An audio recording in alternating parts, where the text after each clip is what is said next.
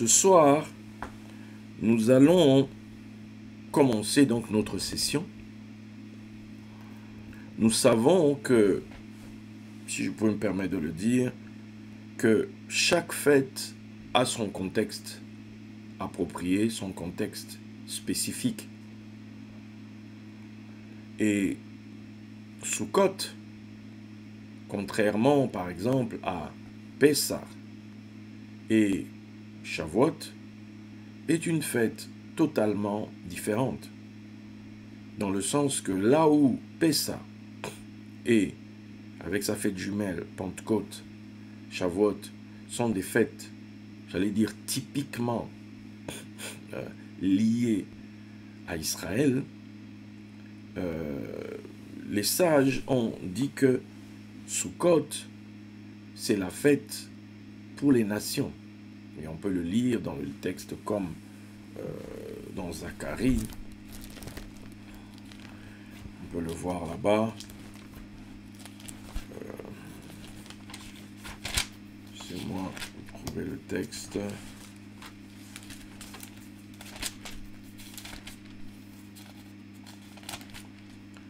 Zacharie 14, hein. Zacharie 14, où on te dit au verset 16, tous ceux qui resteront de toutes les nations venus contre Jérusalem monteront chaque année pour adorer le roi, l'Éternel des armées, pour célébrer la fête des tabernacles. S'il y a des familles de la terre qui ne montent pas à Jérusalem pour adorer le roi, l'Éternel des armées, la pluie ne tombera pas sur elles. Donc on voit bien ici, de manière bien claire, que cette fête-là est bien spécifique. Je veux dire, toutes les nations sont invitées. D'ailleurs, à l'époque du temple, on offrait 70 taureaux, ok, 70 taureaux, c'était reparti, hein, un certain nombre par jour, et pour les nations, ok, pour les autres nations, on offrait. Et comme disait un jour un rabbin qui expliquait, qui disait que les sages disaient que si les nations savaient ce qui était fait en leur faveur au temple, ils n'auraient pas détruit le temple là en question. Ils ne l'auraient pas détruit deux fois. Ok? Ils ne l'auraient pas détruit deux fois. Donc, on offrait des sacrifices pour les nations. En sachant que les nations proviennent, remontent à Noé. Ok? 70 nations symboliquement. Aujourd'hui, je pense qu'on devrait être à 195 et quelques pays, si je ne me trompe pas. Mais on est donc au-delà hein, des 70 symboliques, mais on est dans la symbolique, il faut bien comprendre. Donc, il y avait 70, puis à cause des 70 descendants de Noé. Et puis, bien sûr, après va arriver Abraham. Abraham, lui, c'est celui qui va enseigner aux nations l'unicité de Dieu. Ok? La foi dans un Dieu unique. Bien. Maintenant, chaque nation était donc conviée à monter à Jérusalem. En tout cas, ceux qui avaient foi en Dieu montaient à Jérusalem. C'est comme par exemple ceux qui se sont retrouvés à Jérusalem à Shavuot, Pentecôte. Okay? Donc il y a des gens qui venaient d'un peu partout pour aller là-bas. Et on a en l'occurrence, dans ce texte de la Bible, le fameux eunuque éthiopien qui lui monte, on dit qu'il était monté à Jérusalem, on peut comprendre c'était à quelle époque. On comprend que c'est à l'époque de Sukkot. Ok? Bien. Donc, on a parlé de Sukkot à maintes et à maintes reprises. Si vous allez sur notre site, vous allez trouver dans kafrienministries.org, vous allez trouver une rubrique hein, où il est question des différentes thématiques. Vous en trouverez une spécifique à Sukkot. En fait, toutes les vidéos qui ont été enregistrées, que j'ai données dans le temps de Sukkot, année après année, sont répertoriées, sont stockées là-bas. Et l'idée est que cela puisse vous être utile, bien sûr, si vous voulez apprendre, si vous voulez, vous sentez que ces choses-là vous intéressent. Cette année, le thème, c'est la joie des nations. Ok, la joie des nations. Bien. Qu'est-ce que, aujourd'hui, l'Esprit me conduit à vous emmener quelque part.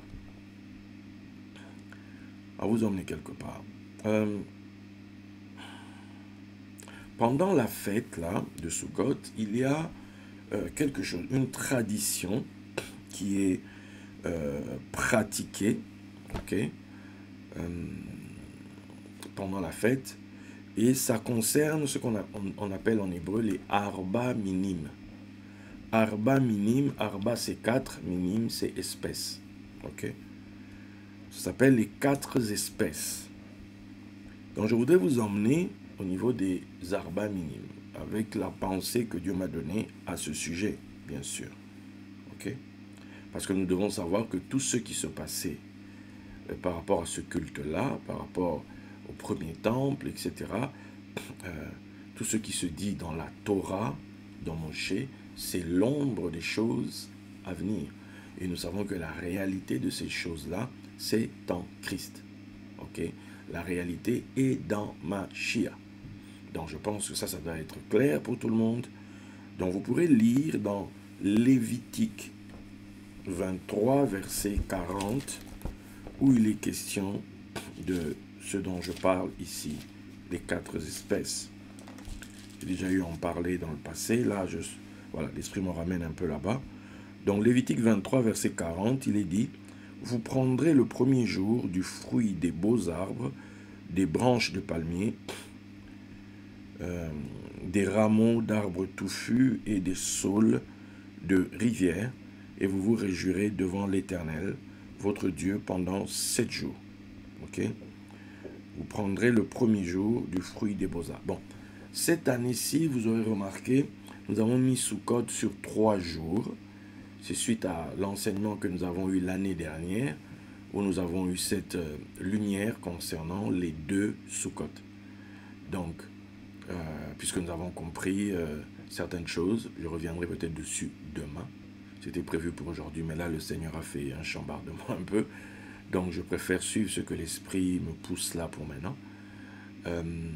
Donc, nous savons qu'il y a 2 Sukkot. Il y a ce Sukkot pour tout le monde, on va dire ça, le Sukkot de Moshe, celui de 7 jours. Et nous avons ce Sukkot de 3 jours, celui du Mashiach. Ok? Donc, nous avons, pour cette année, j'ai été conduit donc que nous fassions un Sukkot de 3 jours. Ok? De 3 jours, donc lié à Mashiach. Bien.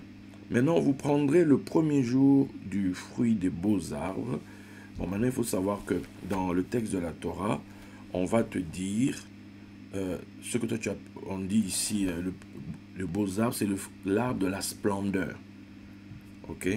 C'est l'arbre de la splendeur. Après, on a des branches de palmier, donc voilà, palmier dattier, des rameaux d'arbres touffus. Ici, oui, voilà, arbre touffu feuillu, il y a plein de feuilles. Et des saules de rivière. Bien. Ce sont ces 4 éléments que l'on retrouve au travers ces 4 espèces. Donc, je le répertorie à nouveau. On a, pour le coup, en français, hein, le cédra, puisque l'arbre de la splendeur, c'est le cédratier. En hébreu, on va parler de étrog. Okay? En hébreu, c'est étrog. En français, on dira cédra. C-E-D-R-A-T. Voilà. Après, on prend des branches, en fait. Hein.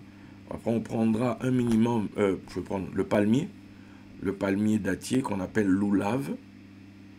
Ok? Palmier dattier loulav, c'est la branche la plus grande. Après, nous aurons au minimum un minimum de 3 branches de myrte, au pluriel hadassim, au singulier hadas, de là que vient Hadassa, le premier nom de Esther. Ok. Et en dernier, nous avons 2 branches de saule, au pluriel haravot, singulier harava, c'est des saules de ruisseau. Ok. Donc je répète, je vais donner ça en français d'abord. Cédra, palmier, myrte, saule. En hébreu, étrog, loulav, hadassim, haravot. Bien, maintenant, vu que c'est le loulav qui est le plus grand, donc on appelle cette pratique, on l'appelle du nom du loulav. Voilà. Quand vous lisez, quand vous parlez, vous voyez dans le, on dit dans la tradition hébraïque, on parle du loulav, d'agiter le loulav et compagnie. C'est en fait, c'est l'assemblage de ces quatre-là. Voilà. Ce qu'on appelle les arba minim, les quatre espèces. Qu'est-ce qu'on faisait? On les liait ensemble. On les liait ensemble. Et il était de coutume de les agiter dans les 6 directions. Tu me dirais qu'il y en a 4, non? 6 directions. Donc, le sud, le nord, l'est, le haut, le bas et l'ouest. Je répète, le sud, le nord, l'est, le haut, le bas et l'ouest. Voilà. Donc, on prenait ces 4 espèces qu'on liait ensemble et il y avait une mitzvah, un commandement où il était question de les agiter ensemble. On les secouait ensemble, on les agitait ensemble en prononçant des prières, bien sûr, liées à ça, où on bénissait l'Éternel par rapport à ça. Mais ça se faisait dans les différentes directions. On ne les faisait pas, je veux dire, une seule branche, non, on les faisait toutes ensemble. Donc, qu'est-ce qu'il nous a dit? Il nous a dit que ces 4 espèces symbolisent, on est dans la pensée juive, là, hébraïque, la pensée de la Torah plutôt, donc, symbolise 4 types de juifs ayant différents niveaux de connaissance de la Torah et des pratiques des mitzvot. Ok? On pose les bases, hein? L'histoire des 4 espèces. Les arba minimes. Ces différentes branches de différents arbres qu'on a mis ensemble.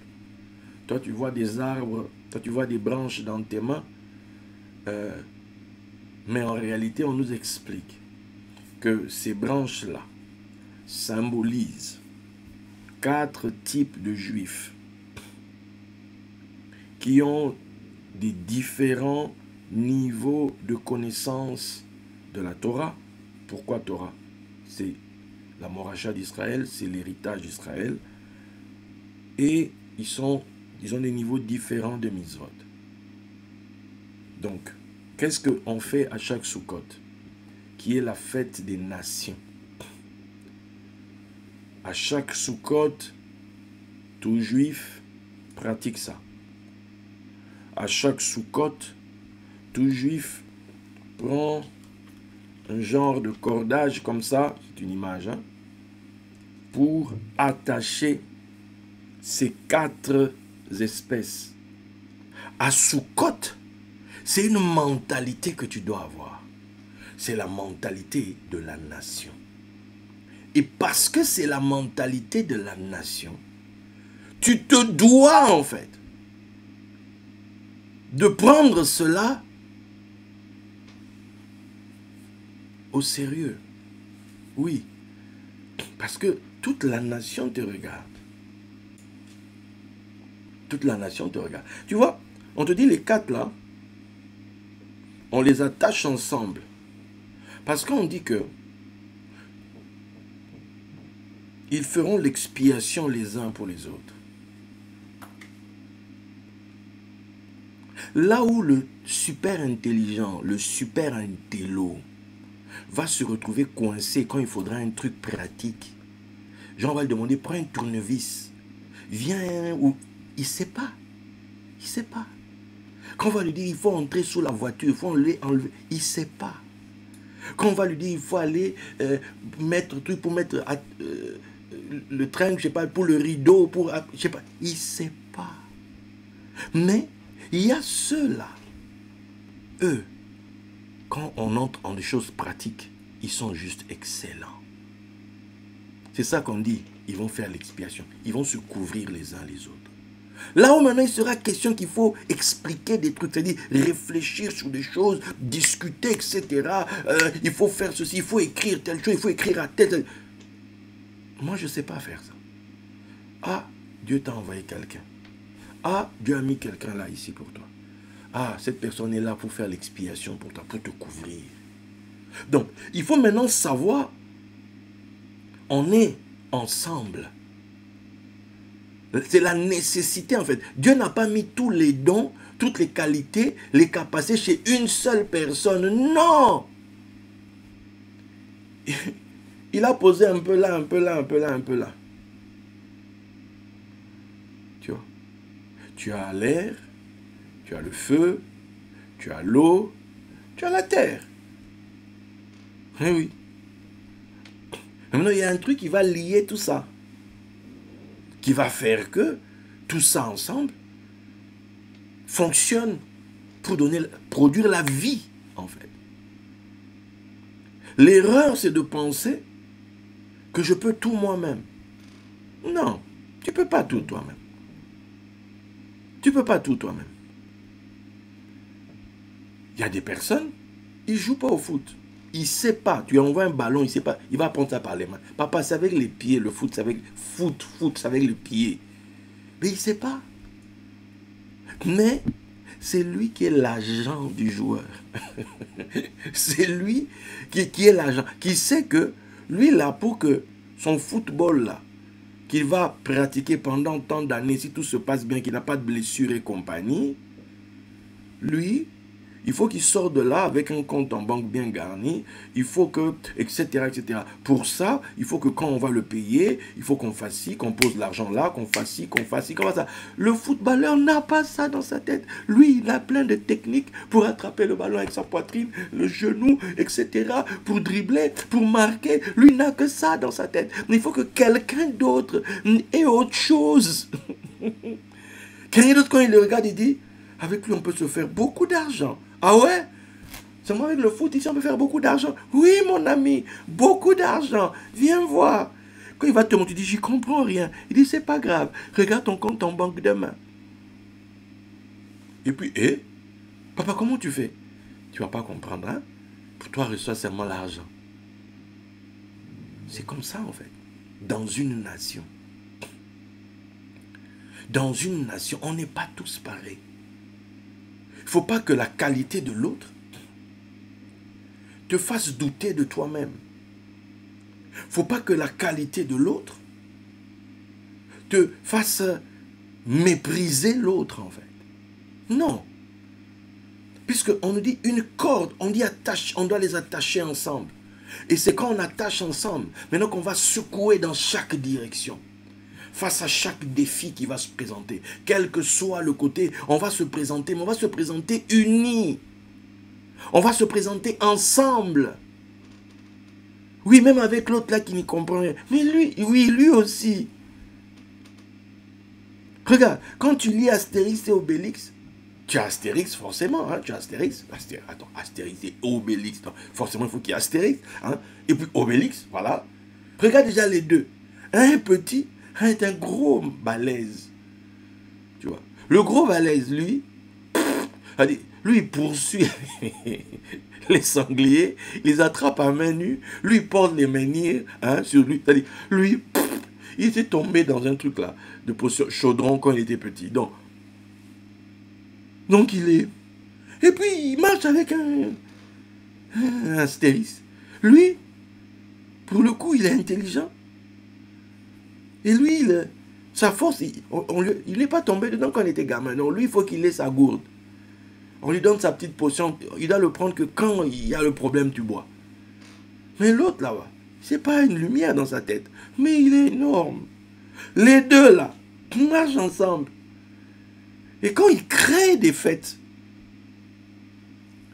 quand il y a des fêtes chez eux, au final, ils ont le barde.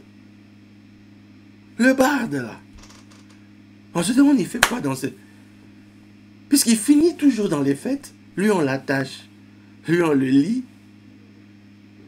On lui ferme la bouche à l'heure des fêtes. Parce que quand il se met à chanter, il pleut. Mais quand il y a des guerres, quand on veut... On dit non, lui, son potentiel, là, ça peut nous aider aujourd'hui. On va l'utiliser contre eux, là-bas. Tu vois? Allez, j'ai encore ce truc. Dans Le Seigneur des Anneaux. Il y a une scène où Ils sont là en train de monter avec Gandalf, avec leur groupe là, Aragorn, Frodon, Sam, tout ça, tout ça. Et puis au fond, derrière là, il y a une ombre qui poursuit, il y a une ombre. C'est qui? C'est Gollum. Mais non, comment il s'appelle? Frodon demande à Gandalf, mais lui là, il dit laisse. Au temps convenable, on saura pourquoi il nous suit. Il sera utile à un moment ou à un autre de l'histoire. Laisse-le là. Dans ta vie, tu vas avoir l'impression que tu traînes des Gollum. Il y a des Gollum qui t'accompagnent. Tu dis, mais moi, on dirait je les attire ou c'est quoi? Il y a des Gollum à gauche, des Gollum à droite. Des gens qui sont là. Je dis, mais il est là, pourquoi? Tu comprendras Gollum à la fin de l'histoire. C'est Gollum qui va mordre le doigt de Frodon. C'est Gollum qui va mordre son doigt. Qui va lui arracher le truc de des mains. Et qui va tomber avec dans le feu. S'il n'y a pas Gollum, Frodon, l'histoire se finit très mal. Loin, loin devient fou. Le porteur de la chose a perdu la vision. Qui le ramène? C'est le fou là, c'est Gollum. Le gars qui comprend rien à votre affaire, lui est encore précieux, précieux. Il comprend rien, il est que dans mon précieux. Il y a des gens comme ça. Il vient à l'église, ou bien des fois il ne vient pas. Il est dehors là, il vous voit tous entrer, sortir. Il vous observe, hein? Il vous observe. Il vous observe. Vous entrez, vous sortez. Puis je vous dis, vous qui priez là, c'est normal ce que vous faites ici. Ah, papa, toi déjà tu ne pries pas. Comment tu viens nous juger? Il dit non, vous qui priez. Tu ne peux pas le chasser. Le gars fait partie de votre vie. Il est là. Et puis un jour, il y a un problème. On vient vous attaquer. C'est lui qui sort. Et puis regarde, il dit, toi, tu viens faire quoi ici? Tu ne sais pas que eux là, ils prient? Tu ne sais pas que eux là, ils prient? Non, mais tu ne sais pas que eux là, ils prient? Comment tu peux venir les aider? Écoute, je vais te frapper là où tu es. Allez, là où toi, le chrétien, ne peut pas dire ces mots, lui, il va les dire. Parce que pour lui, les choses doivent se régler comme ça. Hein? À coup de poing.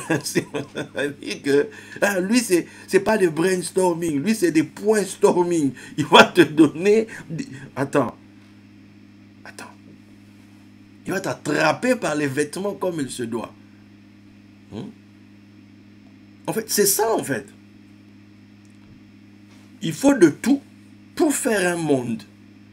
Donc, il y a des gens que Dieu met dans ta vie.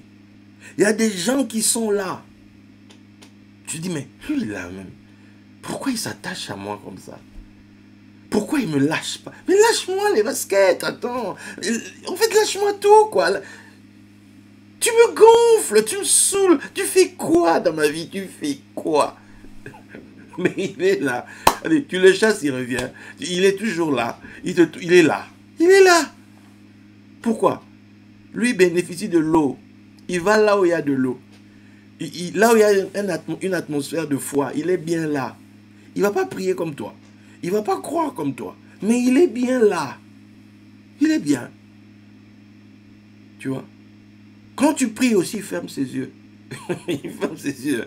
Il sent que c'est un truc important. Donc il ferme ses yeux. Il a sa foi à lui. Lui, il sent seulement des énergies. Oh, je sentais quelque chose. Ah ouais? Toi, quand tu pries, je sens un truc. Tu sens quoi? Il te dit, il sent un truc. Tu vois? Un jour, tu as un problème, je ne sais pas quoi, tu vas être étonné, hein, tu as un deuil. C'est les gars là, ils vont venir. Oh non, nous aussi, on est venu apporter ça. Ah, mais c'est eux, ils ne prient pas avec nous. Non. En fait, vous êtes un. Vous êtes un, en fait. Vous êtes un. Bien aimé, les 4 espèces. Ne méprise pas quelqu'un parce qu'il ne réfléchit pas comme toi. Ne méprise pas quelqu'un parce qu'il ne pense pas comme toi. Ne méprise pas quelqu'un. Non, lui c'est un païen. Lui passe son temps à danser. Oui, alors. Toi peut-être tu ne danses pas devant tout le monde, mais tu danses dans ta tête. Lui au moins il danse physiquement, il danse devant tout le monde. Ton problème est Léo. Que tu sois musicien chrétien, que tu sois musicien, comme on dit chez nous, du monde. Vous êtes tous du même pays. Vous êtes tous de la même nation. Tous. Vous êtes tous de la même nation. Et pour que cette nation subsiste, Vous devez vous attacher, être attachés les uns aux autres.